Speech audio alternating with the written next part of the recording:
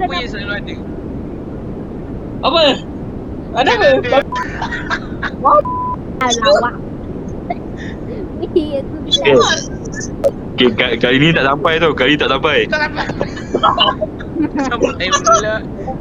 Tak masuk. Tak masuk pula. Kena pernah duduk ni. Kacik lah. Sabar. Duduk ni. Biasa ni masuk sikit tau. Kau jangan minta diri kau nanti kau punya 5.95k subscriber kau tu jangan. Zack ni Zack. Sekian. You know.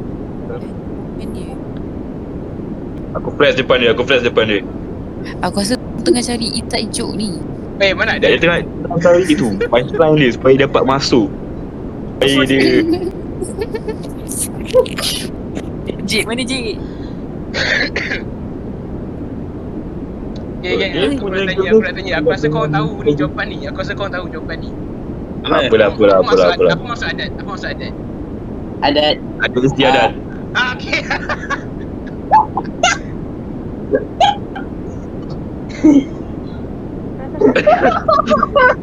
Cepat Jik, masuk Jik, aku takut.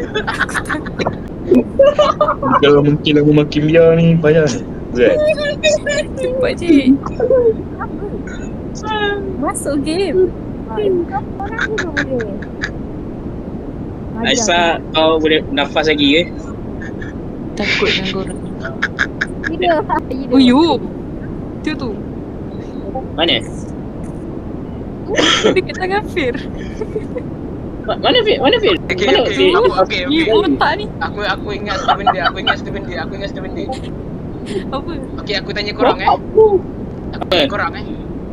Ha. Kita puasa di bulan Ramadan. Ramadan. mana ada? Apa? Kita puasa kat bulan, kita puasa kat bumi. Apa?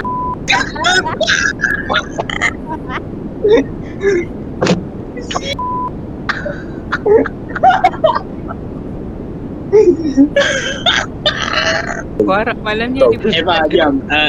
Ni bapak paling terbapak aku pernah jumpa dari hidup aku. Bapak tak ada anak. Bapak terlalu bapak dua. Sebab dia tu jadi Batch kau. Batch kau. laptop batch aku. Aku sendiri rasa malu sekarang. Tanyalah kawan kau gini satu lagi. Sampai ni. Tak kenal tu.